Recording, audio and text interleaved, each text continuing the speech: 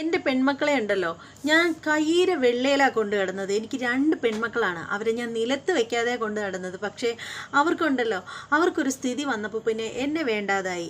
എൻ്റെ അമ്മയാണെങ്കിലുണ്ടല്ലോ, അവരെ തറയിലൊന്നും വെച്ചിട്ടില്ല. പക്ഷേ എന്നിട്ടും എൻ്റെ അമ്മ വയസ്സായപ്പോൾ അമ്മയെയും അവർക്ക് വേണ്ടാതായി. എന്നിട്ട് ആ കല്യാണി എന്ന് പറഞ്ഞവളുണ്ടല്ലോ, എന്നോട് പറഞ്ഞത് എന്താണെന്നറിയാമോ?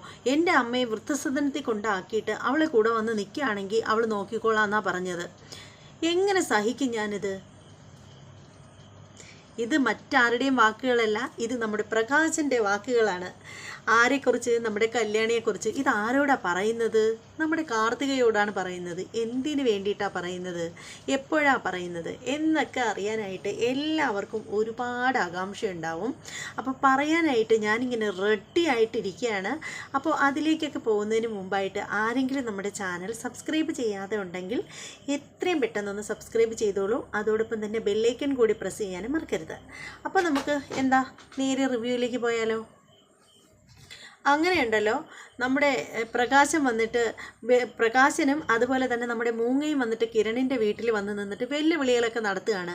കിരണിനോട് പറയാണ്, എടാ കിരണേ, നീ നോക്കിയിരുന്നോ, ദേ ഇവളുണ്ടല്ലോ, ഇവള് കൂടെ ഇരിക്കുന്നിടത്തോളം കാലം നീ ഇനി നന്നാവാനൊന്നും പോകുന്നില്ല, ഇനി നിൻ്റെ പതനം തുടങ്ങിയടാ കിരണേ എന്നൊക്കെ പറഞ്ഞിട്ട് സംസാരിക്കുകയാണ് നമ്മുടെ പ്രകാശൻ. ഇത് കേൾക്കുമ്പോഴത്തേക്ക് നമ്മുടെ ദീപ പറയാണ്, ദേ എൻ്റെ വീട്ടിൽ കയറി വന്നിട്ട് എൻ്റെ മോളെയും മരുമകളെയും ശപിക്കാതെ ഇറങ്ങി പോകുന്നുണ്ടോ താന് എന്നിങ്ങനെ ചോദിക്കുകയാണ് നമ്മുടെ ദീപ. അപ്പോൾ പ്രകാശൻ പറയാണ്, അതേടി പോവാൻ തന്നെയാണ് വന്നത്, പിന്നെ അഥവാ ഞാൻ പോയില്ലെങ്കിൽ നീ എന്താ ചെയ്യും എന്നിങ്ങനെ ചോദിക്കണം. നീ എന്താ എന്നെ തല്ലോ എന്നിങ്ങനെ ചോദിക്കുകയാണ്. അപ്പോൾ നമ്മുടെ കിരൺ പറയാണ്, അതെ, തനിക്ക് ഇപ്പോൾ തന്നെ തൻ്റെ ഹാർട്ട് പണി മുടക്കി വെച്ചിരിക്കുകയാണ്. ഇനി കൈ നിവർത്തി നല്ല ഒരു മുഷ്ടി നോക്കി ഒരെണ്ണം ഇടിച്ച് തന്നാലുണ്ടല്ലോ താൻ ഇവിടെ വീണ് തീരും എന്നിങ്ങനെ പറയുകയാണ്. അപ്പോൾ കിരണിനോട് നമ്മുടെ പ്രകാശം പറയണം, അതേടാ ചാവാനേ എനിക്ക് പേടിയൊന്നുമില്ല, അതുകൊണ്ട് പിന്നെ എനിക്ക് മുന്നും പിന്നെ നോക്കേണ്ട കാര്യമില്ല. ഇനി അങ്ങനെ പേടിയില്ലാത്ത എനിക്ക് ഒരാളെ കൊല്ലുന്നതിന് ഒരു മടിയില്ല, ഞാൻ ചെത്താലും കൊന്നിട്ടേ ചാവൂ എന്നിങ്ങനെ പറയുകയാണ്. ശരിക്കും കല്യാണിയെ നോക്കിയിട്ടാണ് പറയുന്നത്.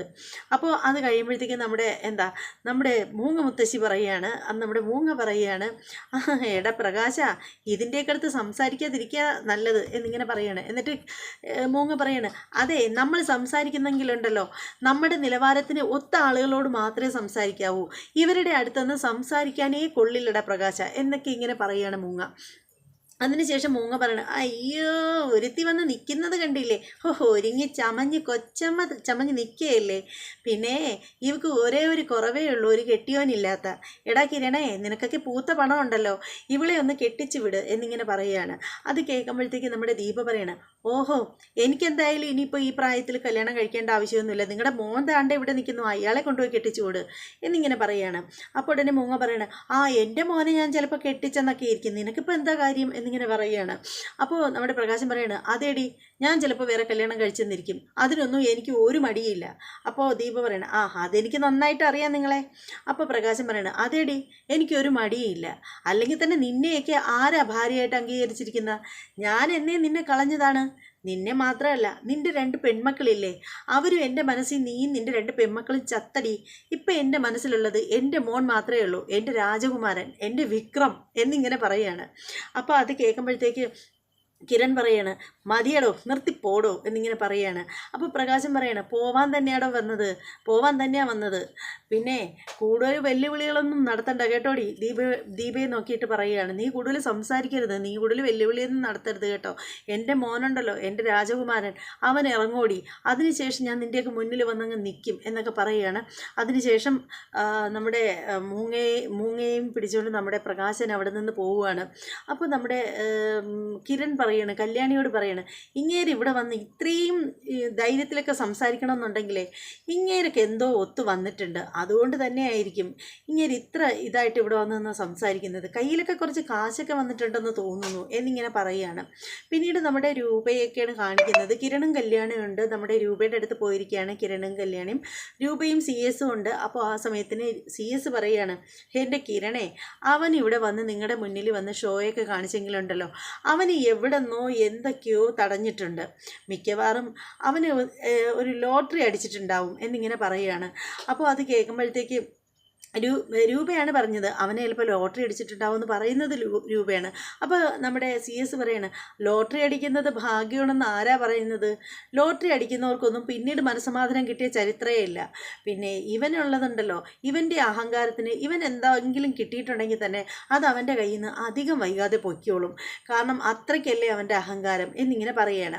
അതിനുശേഷം CS പറയാണ്, എൻ്റെ കല്യാണി മോളെ, അന്ന് നീ അവനെ സഹായിച്ചതിന് ഞങ്ങളൊക്കെ നിന്നെ വഴക്കു പറഞ്ഞത് എന്താണെന്നറിയാമോ? ഇവൻ്റെ സ്വഭാവം ഇങ്ങനെയാണെന്ന് നമുക്ക് നന്നായിട്ട് അറിയായിരുന്നു, അതുകൊണ്ടാണ് വഴക്ക് പറഞ്ഞത്. അത് മാത്രമല്ല, ഇടയ്ക്ക് വെച്ച് മോള് പറഞ്ഞായിരുന്നല്ലോ അച്ഛൻ്റെ സ്വഭാവത്തിന് എന്തൊക്കെയോ മാറ്റമുണ്ടെന്ന്. അപ്പോഴൊക്കെ ഞങ്ങൾ എതിർത്തതും ഇതുകൊണ്ടായിരുന്നു. നമുക്കറിയായിരുന്നു ഇവൻ ഒരിക്കലും മാറാനൊന്നും പോകുന്നില്ലെന്നേ എന്നിങ്ങനെ പറയുകയാണ്. അതിനുശേഷം നമ്മുടെ രൂപ പറയാണ്, എൻ്റെ കല്യാണി, നീ ഇനി ഒരിക്കലും നിൻ്റെ അച്ഛനൊക്കെ ശരി തന്നെ അയാളുമായിട്ട് ഒരു ബന്ധം ഒരിക്കലും കൂടാനായിട്ട് നിൽക്കരുത്. അങ്ങനെ നീ ചെയ്താലുണ്ടല്ലോ അത് എൻ്റെ മക്കളോട് നീ ചെയ്യുന്ന ദ്രോഹമാണ്. നിനക്കറിയാലോ സോണി മോളുടെ ജീവിതം ഏത് രീതിയിലായിരുന്നു എന്ന്. നിൻ്റെ സഹോദരൻ കാരണം അവളുടെ ജീവിതം പകുതി വഴിക്ക് നിന്ന് പോയതായിരുന്നു, നിശ്ചലമായി പോയതായിരുന്നു. പിന്നീട് അവൾക്കൊരു ജീവിതം കൊടുത്തത് ആ പാവം ആൽബിയാണ്. ആ ആൽബിയുടെ തലമണ്ട തല്ലിപ്പൊട്ടിച്ച് അവനെ കൊല്ലാൻ നോക്കിയനല്ലേ നിൻ്റെ ആങ്ങള. ആ ആങ്ങളെ ഇത്രയധികം സ്നേഹിക്കുന്ന നിൻ്റെ അച്ഛനുമായിട്ട് ഇനി ഒരിക്കലും നീ ഒരു ലോഹ്യവും കൂടരുത്. അത് നമുക്കൊരിക്കലും സഹിക്കാൻ പറ്റില്ല എന്നിങ്ങനെ പറയുകയാണ് രൂപ. അപ്പോൾ അത് കേൾക്കുമ്പോഴത്തേക്ക് കല്യാണി പറയുകയാണ്, ഇല്ലമ്മേ, ഇനി ഒരിക്കലും ഞാൻ ആ മനുഷ്യനുമായിട്ട് ഒരടുപ്പവും വിചാരിക്കില്ല. ഇനി നിങ്ങളെല്ലാവരും കൂടിയിട്ട് വന്നിട്ട് അങ്ങേരെ സ്നേഹിക്കാൻ പറഞ്ഞാലും ഞാനും എൻ്റെ അമ്മയും ഒരിക്കലും അതിന് തയ്യാറാവില്ല എന്നിങ്ങനെ കല്യാണി പറയാണ്. അപ്പോൾ ആ സമയത്ത് CS പറയുകയാണ്, എൻ്റെ കല്യാണി മോളെ, നിങ്ങൾ പെൺകുട്ടികളെ വെറുക്കുന്ന ഇവന് ഒരിക്കലും രക്ഷയുണ്ടാവില്ല. ഇനി അഥവാ അവനിപ്പോൾ എന്തെങ്കിലും ഒരു സഹായം ഇവന് ആരിൽ നിന്നെങ്കിലും കിട്ടിയെന്നിരിക്കട്ടെ, അങ്ങനെയാണെങ്കിൽ പോലും ഇത്രയും ധാർഷ്ട്യം മനസ്സിൽ വെച്ചുകൊണ്ട് നടക്കുന്ന ഇവൻ ഒരിക്കലും നന്നാവാൻ പോണില്ല. ഇപ്പം എന്തെങ്കിലുമൊക്കെ അവന് കിട്ടിയിട്ടുണ്ടെങ്കിൽ അത് അതുപോലെ തന്നെ അവന് നഷ്ടപ്പെടും. മനസ്സമാധാനം അവൻ്റെ ജീവിതത്തിൽ ഉണ്ടാവാനേ പോകുന്നില്ല. ഇനി അഥവാ അവന് അതൊക്കെ ഉണ്ടാവണം എന്നുണ്ടെങ്കിൽ അവൻ ചെയ്തു പോയ തെറ്റുകൾക്കെല്ലാം പ്രായശ്ചിത്തമായിട്ട് മോളോട് വന്ന് മാപ്പ് പറയണം. എന്നിട്ട് അവൻ്റെ മനസ്സിൽ അവന് കുറ്റബോധം ഉണ്ടാവണം. ആ കുറ്റബോധത്തിന് പ്രായശ്ചിത്തം ചെയ്ത് ജീവിക്കാൻ അവൻ തയ്യാറാവുകയാണെങ്കിൽ ഒരു പക്ഷേ അവന് രക്ഷയുണ്ടാവും. പക്ഷേ അവൻ്റെ ഈ ജന്മം അതിന് പറ്റില്ല. അവൻ്റെ മകനെ മാത്രമേ അവന് സ്നേഹിക്കാൻ പറ്റൂ. കണ്ടില്ലേ, ജയിൽ പുള്ളിയായിട്ട് ജയിലിൽ കിടന്നിട്ട് പോലും മകനെ പറ്റി ഇപ്പോഴും അവൻ പറയുന്ന വീരവാദത്തിന് കണക്കില്ല. അവൻ്റെ മകൻ ചക്രവർത്തിയാണ്, രാജകുമാരനാണെന്നൊക്കെയല്ലേ ഇപ്പോഴും ഒരു ഉളുപ്പുമില്ലാതെ പറയുന്നത് എന്നിങ്ങനെ പറയണം. ഇതെല്ലാം കേട്ട് കല്യാണി ഇങ്ങനെ മിണ്ടാണ്ടിരിക്കുകയാണ്. എന്നിട്ട് ഒടുവിൽ കല്യാണി പറയാണ്, ഇല്ല, ഞാൻ ഇനി ഒരിക്കലും ആ മനുഷ്യനെ സ്നേഹിക്കില്ല, ഒരിക്കലും ഞാൻ അങ്ങേരെ സഹായിക്കത്തുമില്ല എന്നിങ്ങനെ കല്യാണി ഉറപ്പ് പറയുകയാണ്. പിന്നീടെന്ന് വെച്ചാൽ നമ്മുടെ കാർത്തികയുടെ വണ്ടിയിൽ പോവുകയാണ് നമ്മുടെ പ്രകാശൻ ഡ്രൈവ് ചെയ്ത് ഇങ്ങനെ പോവുകയാണ്. അപ്പോൾ കാർത്തിക ഇങ്ങനെ പ്രകാശിനെ തന്നെ നോക്കിയിരിക്കുകയാണ്. അതിനുശേഷം കാർത്തിക പറയുകയാണ്, ഞാൻ പല ഡ്രൈവർമാരെയും കണ്ടിട്ടുണ്ട്, പക്ഷേ നിങ്ങളെപ്പോലെ ഒരു നല്ല ഡ്രൈവറെ ഞാൻ ഇതുവരെയും കണ്ടിട്ടില്ല. എന്ത് രസമാണ് നിങ്ങൾ വണ്ടി ഓടിക്കുമ്പോൾ അതിനകത്ത് ഇരിക്കാൻ, ശരിക്കും അറിയാതെ ഉറക്കം വന്നു. അത്ര നല്ല ഡ്രൈവിങ്ങാണ് നിങ്ങളുടേത്. അപ്പോൾ പ്രകാശം പറയാണ്, അതെ, അതെന്നോട് പലരും പറയാറുണ്ട് മാഡം, ഞാൻ എങ്ങനെയാണ്, എനിക്കറിയാം വണ്ടി എങ്ങനെയാണ് കൈകാര്യം ചെയ്യണമെന്ന്. ശരിക്കും പറയുകയാണെങ്കിൽ ഒരു കൊച്ചു കുഞ്ഞിനെ പോലെയാണ് ഞാൻ വണ്ടി കൈകാര്യം ചെയ്യുന്നത് എന്നൊക്കെ ഇങ്ങനെ പ്രകാശം തട്ടിവിടുകയാണ്. അപ്പോൾ നമ്മുടെ കാർത്തിക പറയുകയാണ്, പ്രകാശ, ഞാൻ പലപ്പോഴും ചോദിക്കണമെന്ന് വിചാരിച്ചിട്ടുണ്ട്, പ്രകാശൻ്റെ ഫാമിലിയെക്കുറിച്ച് ഇതുവരെയും ഒന്നും പറഞ്ഞിട്ടില്ലല്ലോ എന്നിങ്ങനെ പറയണം. അപ്പോൾ പ്രകാശം പറയണം, അതേക്കുറിച്ചൊക്കെ പറയാതിരിക്കുക നല്ലത്. അതേക്കുറിച്ചൊക്കെ പറഞ്ഞാലുണ്ടല്ലോ കുറേ ഉണ്ട് പറയാൻ. അതിന് ഇന്നത്തെ ഒരു ദിവസം തന്നെ മതിയാവില്ല. അതുകൊണ്ട് അതൊക്കെ പിന്നീട് എപ്പോഴെങ്കിലും പറയാം എന്നിങ്ങനെ പറയുകയാണ്. അപ്പോൾ കാർത്തിക ചോദിക്കുകയാണ്, അല്ല, പ്രകാശന് മക്കളൊക്കെ ഇല്ലേ? ഉണ്ട്, മക്കളെയൊന്നും കാര്യം പറഞ്ഞിട്ടൊന്നും കാര്യമില്ല. എനിക്ക് പെൺകുട്ടികൾ 2 പെൺകുട്ടികളാണ് ഉള്ളത്. പക്ഷേ അവളുമാരൊക്കെ ഇപ്പം നല്ല രീതിയിലായപ്പോൾ ഇപ്പം എന്നെ ആർക്കും വേണ്ടാതായി. എന്ത് ചെയ്യാനാ, ഒരച്ഛൻ്റെ വിധി എന്നൊക്കെ ഇങ്ങനെ പ്രകാശം പറയുകയാണ്. അപ്പം നമ്മുടെ കാർത്തിക പറയുന്നത്, അപ്പോൾ ഈ 2 പെൺകുട്ടികൾ മാത്രമേ ഉള്ളൂ? അല്ല, എനിക്കൊരു മകനും കൂടിയുണ്ട്. അവൻ്റെ കാര്യം ഓർക്കുമ്പോഴാണ് എനിക്ക് സങ്കടം. അതൊക്കെ പിന്നീട് എപ്പോഴെങ്കിലും ഞാൻ പറയാം എന്നിങ്ങനെ പറയുകയാണ്. അപ്പോൾ കാർത്തിക കുറച്ച് നേരം മിണ്ടാതിരിക്കുകയാണ്. എടാ, നിന്നെ ശരിയാക്കി തരാടാ എന്നൊക്കെ ഇങ്ങനെ മനസ്സിൽ വിചാരിക്കുകയാണ്. അതിനുശേഷം കുറേ സമയം കഴിയുമ്പോഴത്തേക്ക് കാർത്തിക പറയുകയാണ്, എനിക്ക് സത്യം പറഞ്ഞാലുണ്ടല്ലോ, എനിക്കൊരു അച്ഛനുണ്ടായിരുന്നു. അദ്ദേഹം എൻ്റെ നന്നേ ചെറുപ്പത്തിൽ തന്നെ അദ്ദേഹം മരിച്ചുപോയി.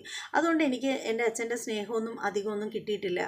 പക്ഷേ ശരിക്കും പറയുകയാണെങ്കിൽ നിങ്ങളെ കണ്ടു കഴിഞ്ഞാലുണ്ടല്ലോ, എൻ്റെ അച്ഛൻ്റെ അതുപോലെ ഇരിക്കുകയാണ്. ശരിക്കും ട്വിൻസ് ബേബികളാണെന്നേ തോന്നൂ, ഇരട്ട കുട്ടികളാണെന്നേ തോന്നുള്ളൂ എന്നിങ്ങനെ പറയുകയാണ്. അപ്പോൾ അത് കേൾക്കുമ്പോഴത്തേക്ക് പ്രകാശൻ ഇങ്ങനെ ഒന്ന് ചിരിക്കുകയാണ്. അപ്പോൾ അതിനുശേഷം കാർത്തിക പറയുകയാണ്, ശരിക്കും പറയുകയാണെങ്കിൽ നിങ്ങളെ എൻ്റെ അച്ഛൻ്റെ അതുപോലെ തോന്നുള്ളൂ, അച്ഛനല്ല എന്ന് പറയുകയില്ല എന്നൊക്കെ പറഞ്ഞിട്ട് ഇങ്ങനെ പറയുമ്പോഴത്തേക്ക് പ്രകാശം വിചാരിക്കണം, ഓ ഇനി ഇവളെ അച്ഛനാവേണ്ടി വരുമോ, ഇനി ഇവളെ അമ്മയെ ഞാൻ കെട്ടേണ്ടി വരുമോ, എന്നാലും കുഴപ്പമൊന്നുമില്ല, എൻ്റെ മോനെ ജയിലിൽ നിന്ന് ഇറക്കാൻ പറ്റുമെങ്കിൽ ഇനി ഇവളെ അമ്മയെ കെട്ടിയാലും കുഴപ്പമൊന്നുമില്ല എന്നിങ്ങനെ പ്രകാശം മനസ്സിൽ വിചാരിക്കുകയാണ്. അപ്പോൾ നമ്മുടെ കാർത്തിക പറയുകയാണ്, ചെന്നൈയിൽ അങ്ങനെ വന്നിട്ടുണ്ടോ?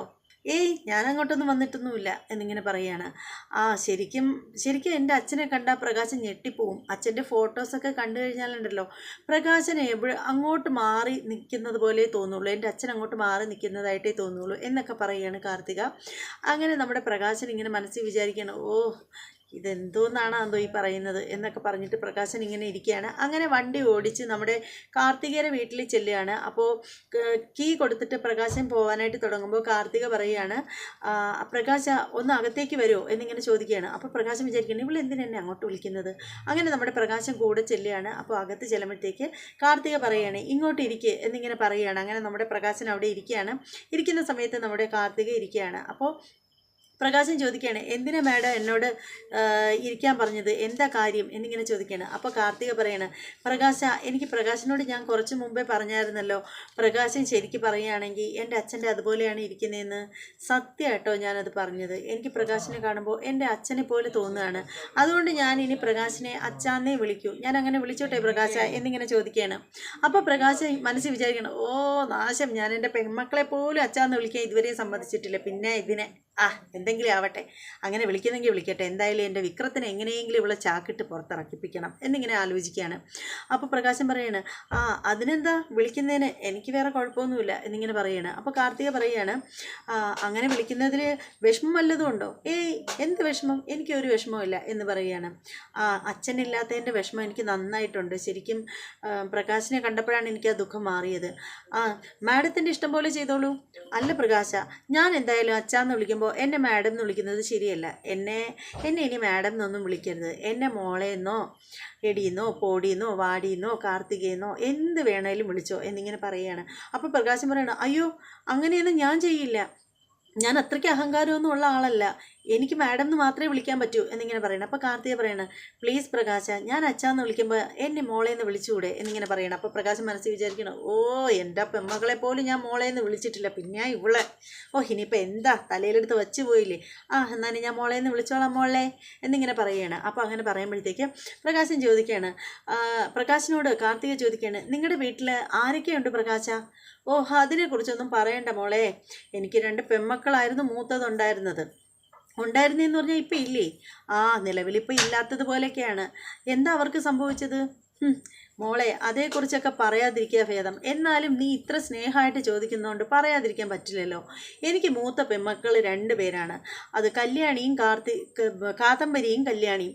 അതിൽ രണ്ടാമത്തവളാണ് കല്യാണി. ആ കല്യാണിയാണെങ്കിലുണ്ടല്ലോ മോളെ, ഞാൻ താഴത്തും തറയിലും വെക്കാതെ നോക്കിയത്.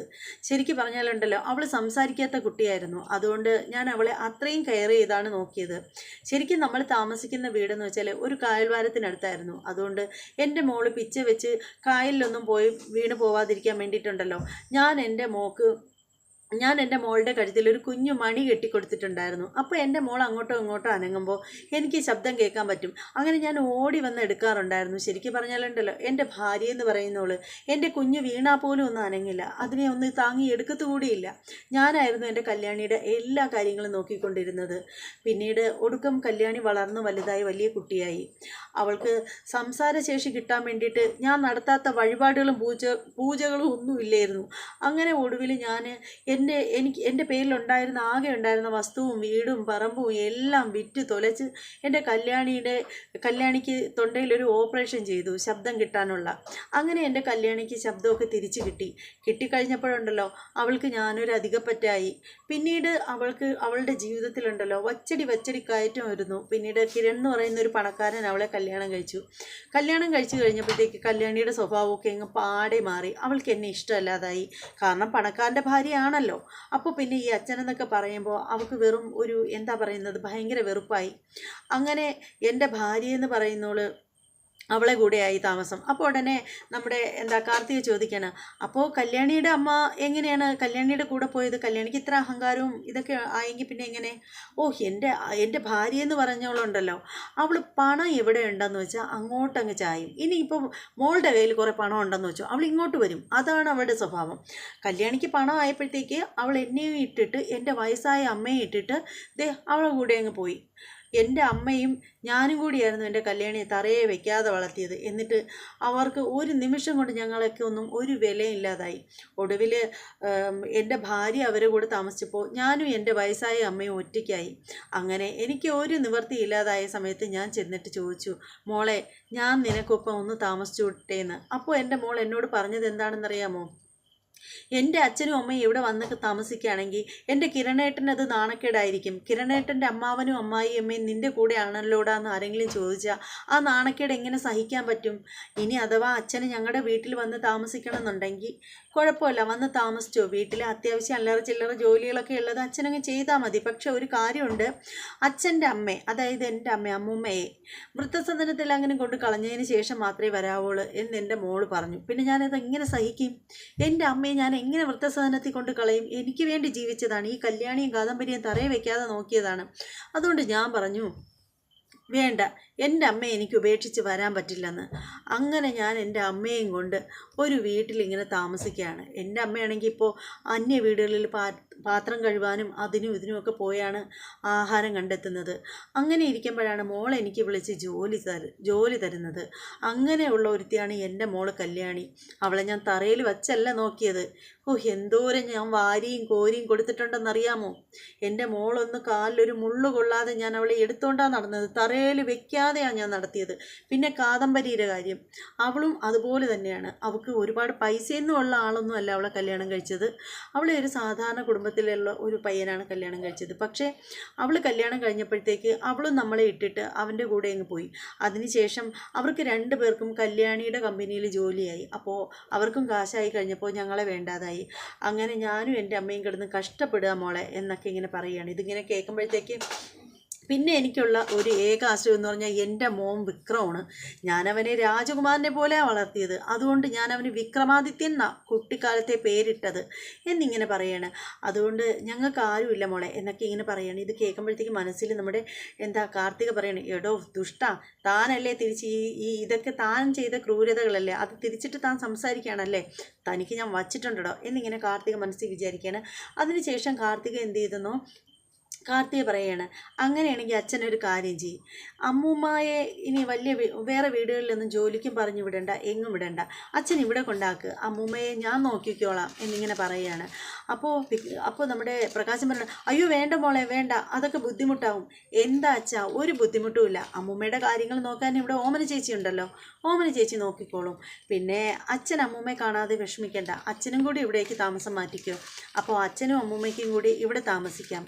പിന്നെ നമ്മുടെ കടയുടെ ഉദ്ഘാടനമൊക്കെ ആകുമ്പോൾ എൻ്റെ അമ്മ ഇവിടെ വരും, അപ്പോൾ അമ്മയെയും കാണാം അച്ഛന് എന്നിങ്ങനെ പറയുകയാണ്. അപ്പോൾ പ്രകാശം പറയണം, മോളെ അത് ഒന്നും പറയണ്ട അച്ഛാ, എല്ലാം ഞാൻ തീരുമാനിച്ചു കഴിഞ്ഞു, അച്ഛൻ പോയിക്കോ എന്നിങ്ങനെ പറയണം. അങ്ങനെ പ്രകാശം അവിടെ നിന്ന് എഴുന്നേൽക്കുകയാണ്. എന്നിട്ട് പ്രകാശം പറയണം, എടി മോളെ, ഞാൻ ഇന്ന് വരെ എൻ്റെ സ്വന്തം മക്കളെ പോലും ഞാൻ മോളേന്ന് വിളിച്ചിട്ടില്ല. ഈ കാര്യം കാണാൻ കഴുതക്കാലം പിടിക്കണ്ടേ, അതുകൊണ്ട് ഇനിയിപ്പം നിന്നെ ഇത്തിരി മോളേന്നൊക്കെ വിളിക്കാം. എങ്ങനെയെങ്കിലും എൻ്റെ വിക്രത്തിനെ പുറത്തിറക്കണം. ഇനി ഈ പറയുന്നത് പോലെ ഇവള് അച്ഛാന്ന് വിളിച്ചിട്ട് ഇവള് അമ്മയെ കെട്ടാൻ പറയുവാണെങ്കിൽ കുഴപ്പമില്ല, കെട്ടിക്കോളാം. എന്നാലും ഇത്രയും സൗഭാഗ്യങ്ങളൊക്കെ ഉണ്ടല്ലോ, എൻ്റെ മോൻ്റെ കാര്യവും അടിപൊളിയാവുമല്ലോ. എന്തായാലും ആ കിരണിൻ്റെയും കല്യാണിയുടെയും മുന്നിൽ നന്നായിട്ട് ജീവിച്ച് കാണിച്ചു കൊടുക്കണം എന്നൊക്കെ പറഞ്ഞിട്ട് നമ്മുടെ മനസ്സിൽ കരുതിയിട്ട് നമ്മുടെ പ്രകാശൻ ഇറങ്ങി പോവുകയാണ്. പ്രകാശം പോയി കഴിയുമ്പോഴത്തേക്ക് നമ്മുടെ കാർത്തിക മനസ്സിൽ വിചാരിക്കുകയാണ്, എടോ താൻ സങ്കല്പിച്ച് കൂട്ടടോ, ഒരുപാട് ഒരുപാട് ഒരുപാട് ഉയരത്തിലേക്ക് പോടോ. അതിനുശേഷം ഉണ്ടല്ലോ തന്നെ കാലെ വലിച്ച് നിലത്തിട്ട് അടിക്കുന്ന ഒരു അടിയുണ്ട്, അപ്പോഴേ താൻ പഠിക്കുള്ളൂ. പെമ്മക്കളെ സ്നേഹിച്ച് പോലും വൃത്തികെട്ടവൻ, നാണം കെട്ടവൻ എന്നിങ്ങനെ നമ്മുടെ കാർത്തിക പറഞ്ഞിട്ടിങ്ങനെ നിൽക്കുകയാണ്. അതോടുകൂടി എപ്പിസോഡ് കഴിയാണ്. എന്തായാലും ഇന്നത്തെ എപ്പിസോഡ് എല്ലാവർക്കും മനസ്സിലായല്ലോ, അടിപൊളി എപ്പിസോഡായിരുന്നു. മൗനരാഗത്തിൻ്റെ എപ്പിസോഡെന്ന് മനസ്സിലായല്ലോ. അപ്പോൾ ഇഷ്ടപ്പെട്ടവരെല്ലാം ലൈക്ക് ചെയ്യുക, കമൻറ്റ് ചെയ്യുക. അതുപോലെ നമ്മുടെ ചാനൽ ഇതുവരെ സബ്സ്ക്രൈബ് ചെയ്യാത്ത ആളുകളൊക്കെ ഉണ്ടെങ്കിൽ ഒന്ന് സബ്സ്ക്രൈബ് ചെയ്തോളൂ. അതോടൊപ്പം തന്നെ ബെല്ലൈക്കൺ കൂടി അമർത്താനും മറക്കരുത്. ഇനി മറ്റൊരു എപ്പിസോഡിൻ്റെ റിവ്യൂമായിട്ടും പ്രൊമോ വീഡിയോയുമായിട്ടൊക്കെ ഞാൻ ഉടനെ വരാം. അതുവരെ എല്ലാവർക്കും ബായ്.